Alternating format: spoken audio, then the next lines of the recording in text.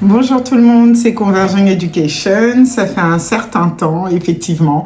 J'avais le Covid, enfin je pense qu'officiellement je ne l'ai plus aujourd'hui, enfin ça sera confirmé demain par le test, mais donc une semaine de Covid, moyennement sympa, mais bon, il fallait y passer, 3 ans sans le Covid, j'ai fini par l'avoir. Donc j'ai résisté, j'étais forte, je suis parvenue à sortir de cette période. Donc je reviens parmi vous. Donc première chose, merci à tous mes étudiants, tous mes élèves qui m'ont envoyé des vœux pour que je guérisse vite. Merci, merci, merci, merci beaucoup. Et sinon là, je suis fâchée. Alors je suis très, très en colère. Donc, première sortie de la journée, aujourd'hui, j'ai été votée. Donc, première sortie post-Covid, j'ai été votée. Ensuite, une copine m'a invitée la rejoindre. Elle était avec des amis et, pour prendre un petit verre dans l'après-midi. Donc, je me suis dit, oh, pourquoi pas. Après tout. Donc, j'arrive, il y a ses amis. On se met à parler. Elle est d'origine ivoirienne. Et je sais plus de quoi on parlait. Et puis, on arrive à cette question de... j'avais vu un espèce de... Je suis une blogueuse spécialiste de l'enfance. Je crois que c'est l'enfant africain, enfin, je sais plus. Éduquer son enfant, c'est ça.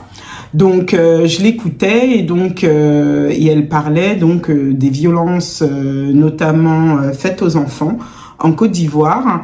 Et je lui disais à quel point j'étais choquée par la manière dont, sur un post Insta, elle avait emmené la question des grossesses adolescentes. Donc, et notamment, c'était shocking, de plus en plus de grossesses adolescentes en Côte d'Ivoire, des enfants qui font les enfants. Et en l'occurrence, le cas qui était en exergue, c'était le cas donc de cet enfant de 15 ans, 16 ans, je ne sais plus, ou 14 ans, qui était, non, 9 ans. 9 ans, c'est ça qui m'a choquée. 9 ans qui avait donc donné naissance à un enfant. Et l'autre cas, c'était une adolescente, je crois entre 14 et 16 ans, qui était donc enceinte de son enseignant et que c'était un phénomène de plus en plus répandu. Et donc, je disais déjà à 9 ans, quel que soit le contexte, j'imagine mal un enfant de 9 ans avoir des relations sexuelles avec un enfant de 10 ans, 12 ans, enfin peu importe, et que clairement, à 9 ans, de toute manière, on ne pouvait consentir à rien. Pour moi, ce n'est même pas une question. Et de toute manière, ça s'apparentait à du viol. Et donc, les échanges, moi je pense ci, moi je pense ça, peu importe. Ceci étant, je pense que ça ne devait pas être une opinion, mais bon, enfin. Et dans le contexte, et son ami, un ami à elle qui était là, dit oui, mais bon, dans le contexte africain, 16 ans, tu sais, enceinte de son enseignant, c'est qu'elle le voulait, etc. Je dis non, mais Gérard, il s'appelle pas comme ça, mais bon, sors de là, je sais pas ce que tu racontes, mais t'as totalement perdu la tête. Pour moi, un enseignant, de par les missions qui lui sont confiées, ne peut pas, à aucun moment, quel que soit l'âge des personnes qui lui sont confiées, notamment des enfants, ne peut avoir de relation qui serait considérée comme consentie avec un adolescent. Donc, et là, il éclate de rire en disant n'importe quoi. Enfin, bon, bref, tu es à côté de la plaque, ma belle.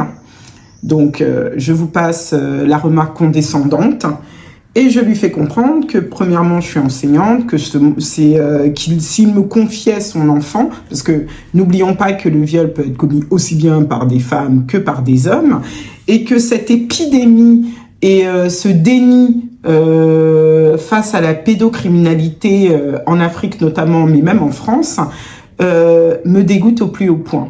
Et je pense qu'il faut dénoncer de plus en plus, de manière virulente, ce qui se passe. Parce qu'en fait, il y a ce discours très détaché qui est, bon, elle a bien cherché, tu comprends, elle cherchait, enfin, je dis, mais enfin, peu importe. L'adolescence, comme on l'a vu, est une période d'introspection où on peut éventuellement se chercher, y compris sexuellement, mais il appartient aux adultes autour des enfants de les protéger, de les emmener à comprendre éventuellement les envies, les désirs qu'ils pourraient avoir et leur montrer que pour tout, il y a des limites. Et de ne pas, au contraire, abuser de la confiance de ces enfants. Et notamment parce que de toute manière, le consentement est biaisé entre un enseignant et son élève. Donc, quoi qu'il puisse arriver, il ne peut y avoir de consentement entre un enseignant et un élève. Pour moi, ça ne se discute même pas. Et au-delà de ça, la réflexion était quand même sur... déjà, bon, les personnes à côté étaient mortes de rire parce qu'elles trouvaient le sujet extrêmement drôle et ne comprenaient pas que je puisse m'énerver. Mais c'était le fait de me faire passer pour cette espèce de pudibonde, ou sinon plutôt de cette espèce d'ayatollah de la morale. Enfin, je comprends même pas, vous êtes, je sais pas s'ils étaient parents, en l'occurrence, je suis même pas allée jusque-là, mais peu importe. Je pense que les violences sexuelles qui touchent les sociétés un peu partout dans le monde sont d'une gravité énorme. Elles ont des conséquences sur l'avenir des enfants, sur leurs apprentissages et pas seulement leur développement de manière incommensurable. Et je ne peux même pas imaginer qu'on prenne ce sujet à la légère comme ça. Je pensais à Patrick Évrard, que j'aime beaucoup, et qui, à 40 ans, se confiait sur les viols qu'il avait subis entre 13 ans, il avait 13-14 ans, et l'impact que ces viols ont pu avoir sur lui, parce qu'on a souvent l'impression que les viols ne touchent que les filles, mais ces viols touchent également des garçons. Où je pense à l'actrice, c'est Nadège Bousson-Diaye, qui raconte les viols et les conséquences de ces viols, notamment sur sa construction en tant que femme, et le chemin qu'il a fallu pour se reconstruire, si on ne peut jamais se reconstruire. Et puis j'en appelle quand même aux adultes, tous autant qu'ils sont. Il y a eu les nombreux scandales dans l'Église, notamment en France et ailleurs, parce que l'Église catholique en l'occurrence, mais je pense que ça se retrouve à peu près partout, où de nombreux prêtres ont abusé d'enfants, garçons et filles pendant des années sous couvert de leur hiérarchie. Et j'ai vraiment l'impression que nos enfants sont en danger. Il y a un rapport qui circule depuis quelques années sur le fait qu'en fait, il y a environ par classe 3 à 5 élèves qui ont été abusés sexuellement ou qui sont abusés sexuellement. Et j'ose à peine imaginer ce que ça fait pour ces enfants et les adultes qu'on va construire dans ce cadre-là. Et je ne comprends pas que ce problème ne soit pas devenu une cause nationale et que ça soit autant de la part des parents que de la part des officiels, toujours aussi tabou, prête peu d'attention, et qu'il n'y ait pas des messages, mais même tous les jours, à la télé ou ailleurs. Je ne regarde pas la télé, mais enfin, pour avertir des dangers, les dangers que représentent certains adultes autour des enfants, et qu'on ait de vrais questionnements, y compris à l'école, sur ces questions-là. Je sais pas comment prévenir, je sais même pas comment on peut agresser des enfants de cette manière-là, mais cette espèce de chape de plomb de toujours incriminer des petites victimes est tout à fait inacceptable. Et je veux vraiment qu'on ait une réflexion là-dessus. Qui sommes-nous? Comment je peux tolérer autour de moi un oncle? Parce que ça se passe souvent dans le cadre familial, il ne faut pas familial, amical. Pour la majorité des agressions sexuelles, et notamment des agressions sexuelles sur mineurs, se font dans le cadre intrafamilial ou amical. Et les dégâts que cela peut avoir sur la scolarité, sur le développement émotionnel des enfants sont absolument... je sais même, j'ai même pas les mots, tellement je suis énervée, émue, en colère. Parce que cet homme m'a vraiment énervée. C'était pas l'objet de... Je comptais pas faire de vidéo là-dessus, mais je suis quand même assez... Ayant grandi dans un milieu camerounais où... enfin, je sais même pas si j'ai grandi dans un milieu camerounais, enfin bon, bref. En tout cas, au sein de certaines communautés, j'entends toujours ça n'existe pas chez nous. Ah, quand ça gratte, c'est qu'elle veut...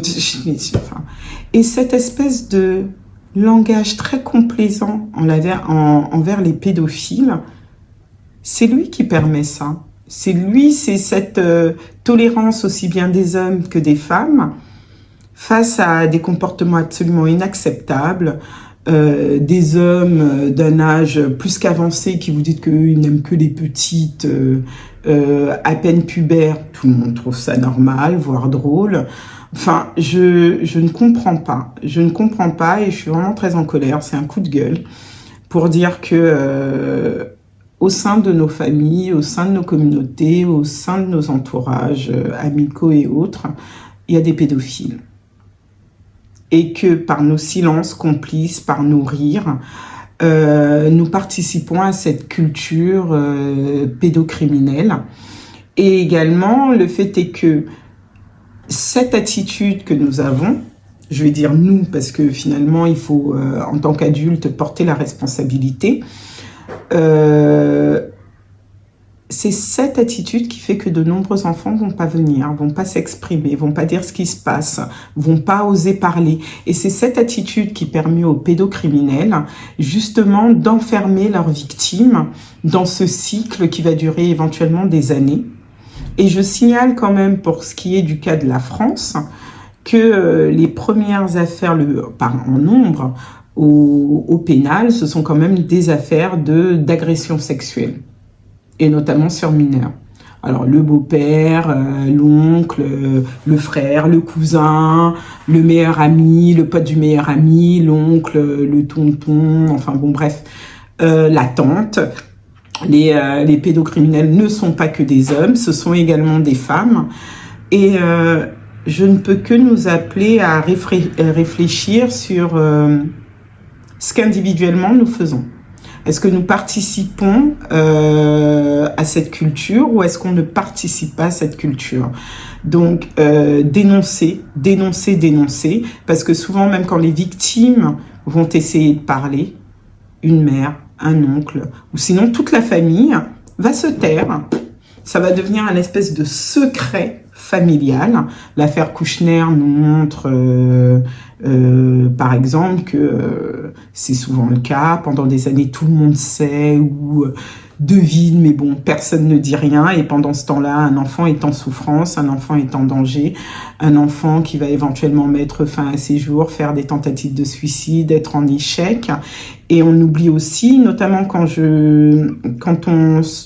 on relit par exemple l'affaire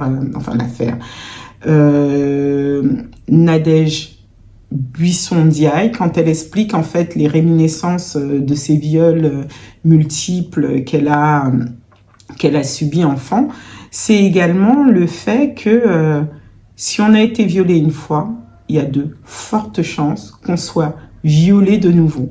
Je n'ai pas les études qui expliquent pourquoi, mais et c'est souvent courant. Et aussi chez certains violés, c'est l'hypersexualisation après dans tout, qui est en fait un coping mechanism. Et c'est juste, enfin, je suis écœurée, je suis énervée, je sais pas quoi faire. En tant qu'enseignante, notamment quand je fais, j'enseigne aussi le droit, quand je fais des cours sur le consentement, il n'y a pas une année où il y a, notamment quand je fais les délais de prescription et autres, il n'y a pas une année où il n'y a pas une étudiante ou c'est souvent, j'ai jamais eu de cas d'étudiants, mais j'ai eu de cas d'étudiantes qui viennent me voir à la fin du cours Soit ils viennent pas me voir, soit ils sont tout simplement prostrés et sont en train de pleurer. Mais j'ai souvenir de cette étudiante qui était venue. Elle me dit « Ah, madame, je peux vous raccompagner ?»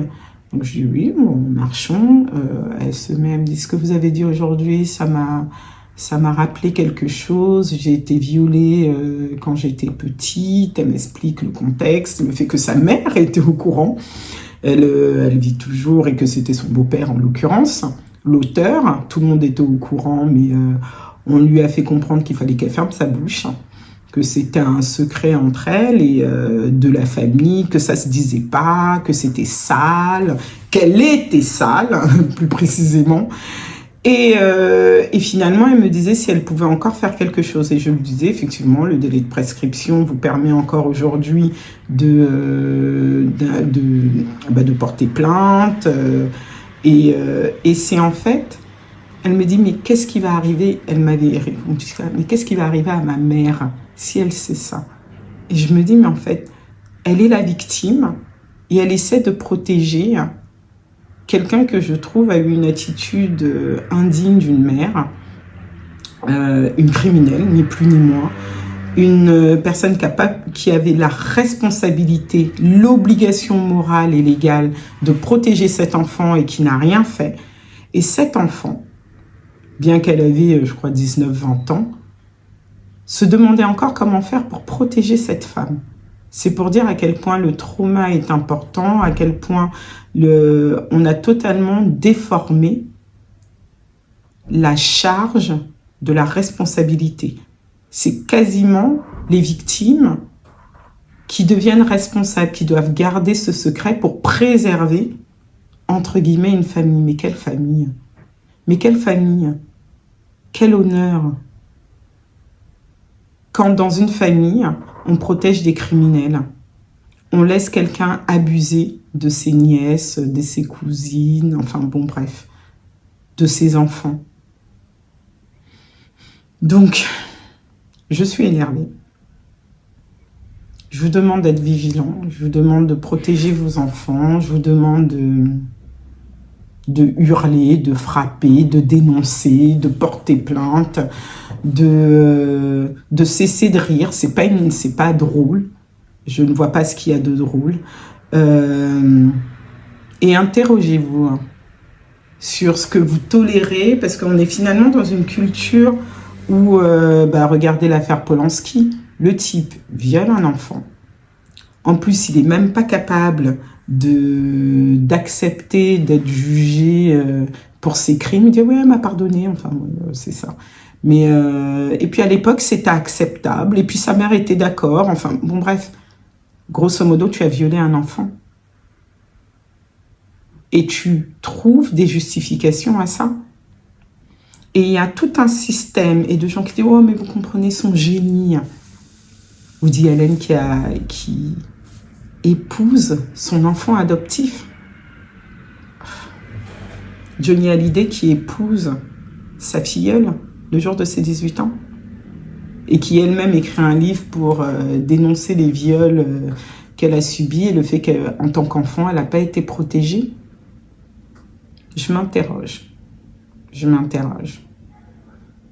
Dans quelle société vivons-nous?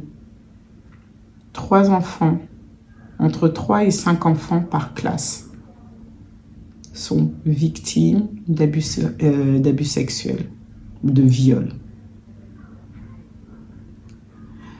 Cet après-midi, en rentrant, il y avait un anniversaire d'une petite fille, visiblement, je ne suis pas sûre, mais je voyais les invités partir et je me dis, parmi ces enfants, il y avait une vingtaine de petits d'enfants. Donc ça veut dire qu'il y en a 2 là qui ont éventuellement subi ça. Certes, c'est une moyenne, mais imaginez à quel point c'est glaçant. Imaginez que ça peut être votre neveu, votre nièce, votre propre enfant. Soyez vigilants. N'autorisez pas tout le monde autour de vos enfants. C'est pas parce que c'est un homme de Dieu ou il a une très bonne réputation. Et c'est pas une question de milieu social. C'est pas une question de groupes ethniques, c'est partout. En Afrique comme ailleurs,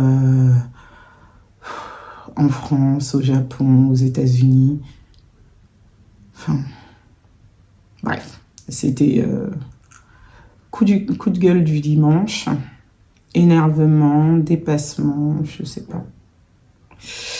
Je sais pas si je vais publier ça, mais en tout cas, c'était juste pour vous dire que éduquer, ça va au-delà des notes. Éduquer, ça va au-delà des mathématiques, du français. Éduquer, c'est protéger.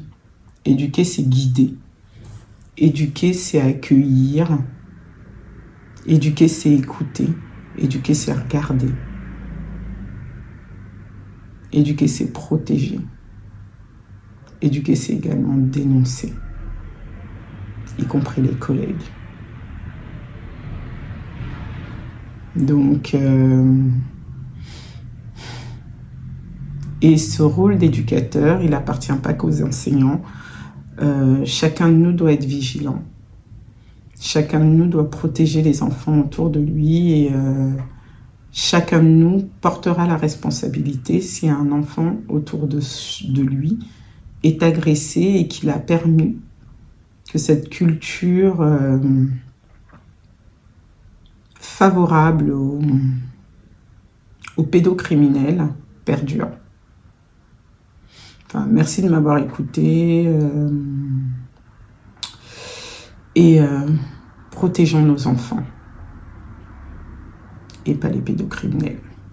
Merci.